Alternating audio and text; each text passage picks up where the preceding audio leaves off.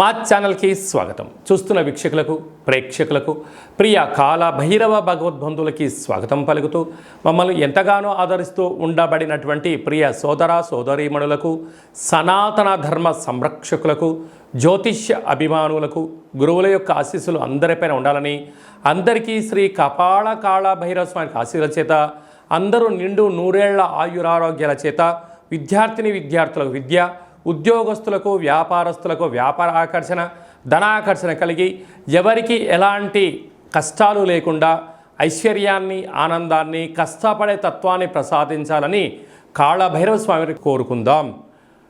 16/7/2024 నుండి 31/7/2024 వరకు పుట్టినటువంటి వారందరికీ కూడా ముందస్తుగా జన్మదిన శుభాకాంక్షలు. గతంలో వివాహం చేసుకున్న వారికి వివాహ వార్షికోత్సవ శుభాకాంక్షలు. ద్వాదశ రాశుల్లో గ్రహ గమనాల్ని వీక్షింపచేద్దాం. వృషభ రాశిలో కుజుడు మరియు దేవగురు బృహస్పతి సంచార స్థితి, కర్కాటక రాశిలో రవి బుధ సంచార స్థితితో బుధాదిత్య రాజయోగం మరియు శుక్రుడు అక్కడే సంచార స్థితి, కన్యరాశిలో కేతు సంచార స్థితి, కుంభరాశిలో శని భగవానుడు స్వక్షేత్ర వక్ర గమన సంచార స్థితి, మీనరాశిలో రాహు సంచార స్థితిలో ద్వాదశ రాశుల్లో గ్రహ గమనాలు ఈ విధంగా ఉన్నాయి. ఆషాఢమాస పూర్ణిమ బహుళాష్టమి సందర్భంగా కన్యరాశి వారు ఎలాంటి విధి విధానాలు పాటించడం వలన ఈ కష్టాలకు స్వస్తి పలికి ఐశ్వర్యానికి స్వాగతం ఎలా పలకాలో ఈ వీడియోలో సవివరంగా సంపూర్ణంగా తెలుసుకుందాం.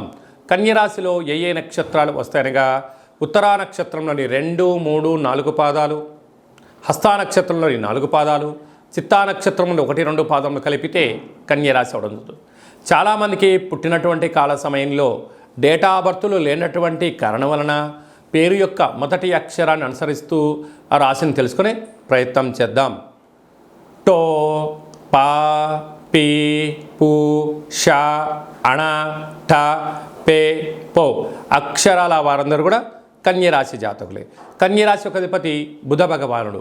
ఈ ఆషాఢమాస పూర్ణిమ సందర్భంగా, అష్టమి సందర్భంగా ఇంట్లో ఒక ఎర్రటి గుమ్మడికాయను సగభాగాన్ని కట్ చేసి కింద ఉప్పును పోసి కూష్మాండ దీపం పెట్టడం వలన, ఈ దీపాన్ని అమ్మవారి దగ్గరికి అఖండ ప్రమిదలాగా తీసుకుని వెళ్ళి అమ్మవారి దగ్గర పెట్టడం వలన ఇంట్లో ఉండబడినటువంటి నరదృష్టి, శత్రు ప్రభావాలు, తాంత్రిక ప్రయోగాలు, మీకు గతంలో రావాల్సిన డబ్బులు రావడం, ఉన్నతమైన బంగారు భవిష్యత్తు జీవితం స్వాగతం పలకడానికి ఈ అఖండ కూష్మాండ దీపం ఎంతో ఉపయోగపడుతుందని చెప్పి గమనించాలి. అలాగే అదేవిధంగా రాశిలోనే కేతు భగవానుడు ఉండడం వలన ఈ యొక్క కన్యరాశి జాతకులు రాశాధిపతి బుధుడు అవ్వడం వలన అన్నీ మాకు తెలుసు అనుకుంటూ ఉంటారు. కానీ తీరా సమయానికి వచ్చే లోపల సైలెంట్ అవ్వడం, మాట్లాడే అవకాశాలు లేనప్పుడు మాట్లాడలేదు అంటారు. అలా స్టేజ్ పైన అవకాశం ఇస్తే ఏం మాట్లాడాలో ప్రిపేర్ అవ్వకుండా వెళ్ళడం వలన నేను మాట్లాడాలా అని చెప్పి బంగారు భవిష్యత్తు యొక్క ఆ స్పీచ్ని పోగొట్టుకునే అవకాశాలు ఉన్నాయి. కనుక నిత్యము ఎప్పుడు అప్రమత్తతగా ఉండడం, ఏ పని చెయ్యాలి, ఏ పని చేయకూడదు, దాని యొక్క నిబద్ధత, ట్రైనింగ్, శిక్షణ మీరు పొందగలిగితే మీకు మంచి కాలము అని చెప్పి గమనించాలి. 6వ స్థానంలో శని సంచార స్థితి ఉండడం వలన మీ జన్మ నక్షత్రం రోజున పూర్ణిమ అష్టమి తిథి అందున దయచేసి వివాదాలకు దూరంగా ఉండండి. గొడవలు పడొద్దు, అప్పులు ఇవ్వద్దు, అప్పులు తెచ్చుకోవద్దు, గొప్పలకు వెళ్ళి మీ స్థిరచరాస్తులను తాకట్టు పెట్టడమని మధ్యవర్తిత్వ కార్యక్రమం చేశారా, సర్వము కోల్పోయే పరిస్థితి చాలా అధికంగా ఉంది. కారణం ఏమిటయ్యా అనగా శని భగవానుడు కుంభరాశిలో వక్రగతి సంచారం చేయనప్పుడు రుణ సమస్యలు, రోగ సమస్యలు, శత్రు సమస్యలు పొంచి ఉన్నాయి. తస్మాత్ జాగ్రత్త. 7వ స్థానంలో రాహు సంచార స్థితి ఉండడం వలన ప్రేమికుల మధ్య అన్యోన్యత, అన్నదమ్ములతో ఆప్యాయత, మానవ సంబంధాన్ని మానవ సంబంధంగానే చూడండి, ఆర్థిక సంబంధాలుగా మీరు పెట్టుకోవద్దు. పెట్టుకున్నారా మీకు తెలియకుండానే మీ యొక్క స్థిరాస్తులు, చరాస్తులు వ్రాయించుకోవడం, మిమ్మల్ని అప్పుల పాలు చేయడం, మిమ్మల్ని అధోగతి చేయడానికి అనేక మంది ఎదురు చూస్తున్నారు. మీరు ఎవరైతే బాగా నమ్ముతున్నారో, మీ యొక్క రూపాయి ఎవరైతే బాగా తిన్నారో, మీ యొక్క సహాయం ఎవరైతే పొందారో వారే మిమ్మల్ని వెన్నుపోటు పడడానికి సిద్ధంగా ఉన్నారు అని చెప్పి కన్యరాశి జాతకులు బాగా గుర్తుపెట్టుకోవాల్సిన అంశం అని చెప్పి బాగా గుర్తుపెట్టుకోవాలి. భాగ్యస్థానంలో కుజుడు మరియు గురు సంచార స్థితి ఉండడం వల్ల భార్యాభర్తల మధ్య అన్యోన్యత చాలా అవసరం. పెట్టుబడిదారులకు కానీ జాయింట్ వ్యాపారాలు చేసేటువంటి వారందరికీ కూడా ఓపిక చాలా అవసరం. ఈ ఓపిక నమ్మకం రెండూ లేకపోతే ఏకో నారాయణ మీరు ఒంటరి వారు అవుతారు. మీరు ఎవరిని నమ్మనప్పుడు ఎవరు మిమ్మల్ని ఎందుకు నమ్మాలి? మీరు ఒకటి క్వశ్చన్ మార్క్ వేసుకోండి మీ యొక్క జీవితంలో. కనుక నమ్మకమే జీవితం. వీలైనంత వరకు ఆ నమ్మకం అనేది భార్యాభర్తల మధ్య ఉండి తీరాలి. ఎవరికి వారే యమునా తీరయ్యారా మీ పిల్లలు రాబోయే కాలంలో ఇబ్బందికి గురవుతారు అని చెప్పి కన్యరాశి జాతకులు బాగా గుర్తుపెట్టుకోవాలి. అద్భుతమైన యోగం ఏమిటయ్యా అనగా లాభస్థానంలో రవి బుధుడు బుధాదిత్య రాజయోగం కారణం చేత గతంలో ఇచ్చిన డబ్బులు రావడం, ప్రభుత్వ ఉద్యోగం ప్రయత్నం చేస్తే విజయం మీ సొంతం అవడం, ఉద్యోగంలో ఉండబడిన వారు ప్రయత్నం చేసినట్లయితే ప్రమోషన్స్ రావడం జరుగుతుందని చెప్పి గమనించాలి. అక్కడే శుక్రుడు కూడా కలిసి ఉన్నాడు. నూతనమైన వాహనాలు, బంగారు ఆభరణాలు, వస్తువులు, విలాసవంతమైన జీవితానికి స్వాగతం పలికే అవకాశాలు చాలా అధికంగా ఉన్నాయి. కాకపోతే ప్రతి విషయాన్ని కూడా క్షుణ్ణంగా పరిశీలించండి. అంటే ఈ యొక్క జాతకము అందరికీ వర్తిస్తుంది అనుకోవచ్చు. ప్రయత్నం మానవుని యొక్క లక్షణం. అంటే నాకు 90 ఏళ్ళ వయసు ఉందండి, మీరు చెప్పిన వీడియోలో నాకేమీ జరగట్లేదు అంటే ప్రతిదానికి వయస్సు, సమయం, కార్యాచరణ, పెట్టుబడులు, అదృష్టము, నీ యొక్క జీవన విధానము, నువ్వు ఉండబడిన స్థలాన్ని బట్టి నీ యొక్క అదృష్టం కలుగుతుందని చెప్పి గమనించాలి. జూలై మాసంలో ద్వితీయార్థంలో ముఖ్యమైనటువంటి పండగల గురించి సవివరంగా సంపూర్ణంగా క్లుప్తంగా తెలుసుకుందాం. 21/7/2024 ఆషాఢమాస పూర్ణిమ ఆదివారం ఉత్తరాషాఢ నక్షత్రం రావడం వలన గురు పూర్ణిమ, వ్యాస పూర్ణిమ అని చెప్పుకుంటాం.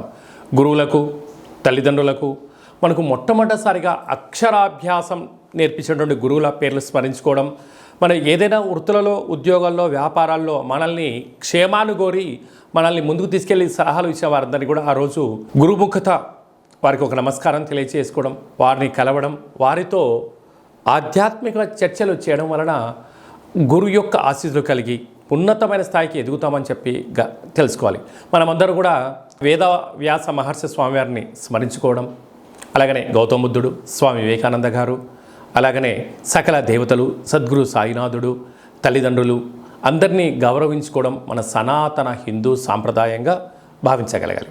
అలాగనే 28/7/2024 ఆషాఢమాస బహుళ అష్టమి ఆదివారం అశ్విని నక్షత్ర సందర్భంగా కపాళకాళ భైరవ స్వామి యొక్క పూజ.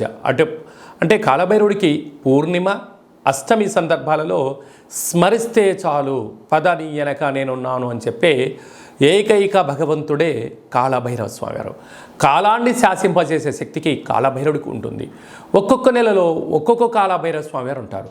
కనుక మనకు ఆషాఢమాసంలో కపాళకాళ భైరవ స్వామి యొక్క ఆశీస్సుల కోసం మనం ఆయన స్మరణ, అష్టకం, జపాన్ చేయడం, దానం చేయడము, సులకపు మహారాజు అనక కుక్కలకు రోజు అన్నం పెట్టడం, కాకులకు ఆహారాన్ని, వీలైతే మద్యాన్ని పోసి చూడండి.